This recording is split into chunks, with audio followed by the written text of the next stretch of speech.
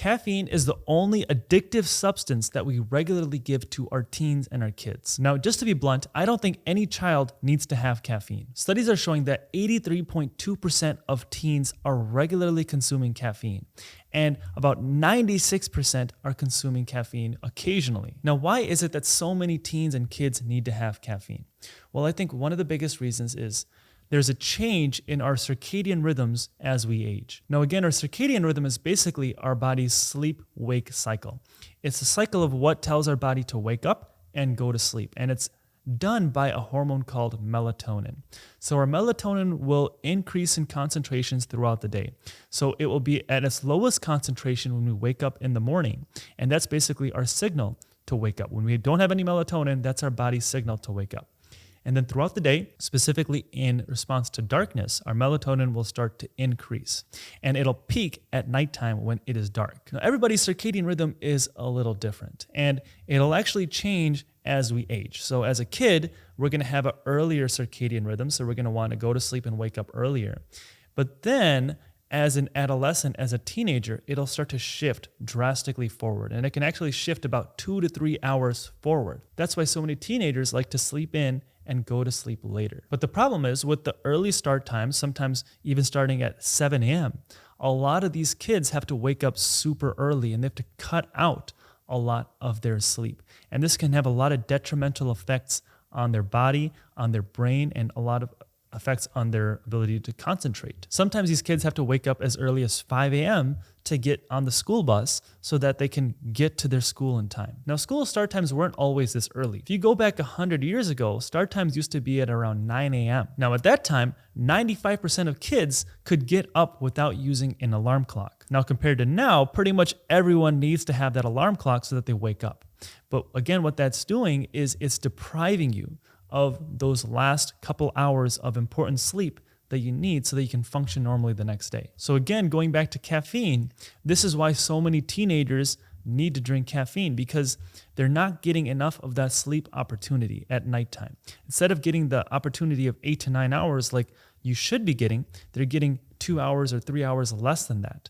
So they have to start self-medicating themselves with caffeine just to keep themselves awake. But the thing is that no matter what, there's only so much you can do to make up for some sleep deprivation. And anything, whether you're talking about a power nap or caffeine, is only going to be a temporary fix. Because when you start getting sleep deprived, your body starts going into this sleep debt. And the reason it does that is, again, from this molecule called adenosine. The longer you're awake, the more this adenosine molecule will build up and the more that it will cause sleepiness. And if you don't get enough sleep, the adenosine molecule is still going to be hanging around. It's not going to be all cleared away. So when your adenosine molecules are constantly there, you're going to be in this state of constant brain fog. And this is why so many people, again, need to be drinking that caffeine to try to get out of that state and be in a more concentrative state. But this is the problem, where people are drinking so much caffeine throughout the day and it starts to worsen their sleep. So now imagine a teenager who has to try to go to sleep in the evening, but they're drinking coffee all day and they have their last cup of coffee at around 3 p.m. Well, half of that cup of coffee is still going to be in their system at 9 p.m. because, again, coffee has a really long half-life. So only half of that's being cleared away when it's time for them to go to sleep. And even a half a cup of coffee, even a small dose of caffeine, can really disrupt your sleep. It can mimic symptoms of insomnia and make it harder for these teenagers to go to sleep. And it can also make it harder for them to stay asleep throughout the night. And again, caffeine will also disrupt that NREM, part of your deep sleep. And this deep NREM sleep is especially important for teenagers. It's important for everybody. But when people are developing and they're becoming more and more mature, this is when your NREM sleep gets super important. So there was an animal study where they administered caffeine to these juvenile rats, and they found that it really disrupted their NREM sleep. And also these rats didn't develop as independent, and they weren't able to explore the environment as a normal rat was. And the reason is, when you're an adolescent or a teenager, this is a very crucial time for your brain to start maturing, because there is a massive amount of reorganization happening in your brain during this time. And if you look at many of the major psychiatric disorders, these are things like schizophrenia, bipolar disorder, major depression, and ADHD. And these disorders commonly emerge when people are either children or adolescents. So there were a lot of studies done that were actually showing this. So there were studies done on teenagers and adolescents where they were getting these brain scans every couple of months to track their neural development. A proportion of these individuals, later on in life, they developed schizophrenia. And when they looked back and looked at the brain scans and the differences between normal people and people who developed schizophrenia, they found that there was a major difference in the patterns of brain maturation that was occurring during NREM sleep.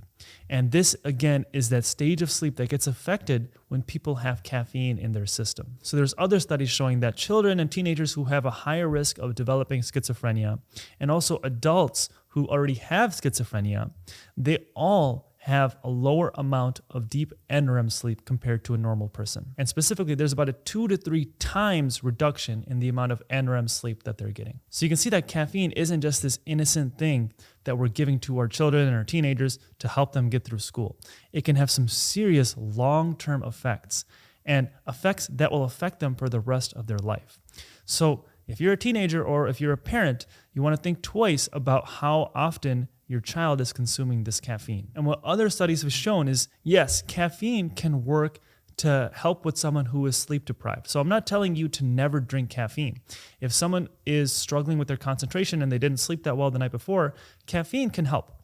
But it's only a temporary fix. And this is where there's a common myth, where if you have long-term sleep deprivation, that you can get by on drinking caffeine every single day.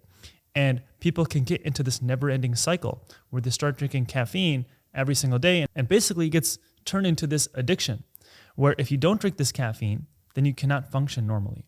Well, the root cause is you're not sleeping good, and you're not getting enough of that quality sleep. You're not getting enough of that sleep quantity. Now, I don't have all the answers because, again, with these early start times, it's really hard for people to get enough and adequate sleep. So I am more of an advocate of pushing school start times to later, to pushing them later to 9 a.m. again. Well, I know one thing people are going to say is, well, that means that they're going to get out of school an hour later. Well, I really don't see the big deal. If you can prevent a lot of psychiatric disorders, if you can prevent people from getting bad sleep and start improving people's sleep quality and prevent them from needing caffeine, then those benefits are really going to outweigh the risks of changing these times a little bit. And I think there needs to be a major reform in schools and the education system. So this is the reason why people drink coffee, because caffeine will block your adenosine receptors in your brain. So basically, your adenosine in your brain will be building up, but your brain won't even recognize it because this caffeine will be blocking it. So caffeine isn't really waking you up. It's basically preventing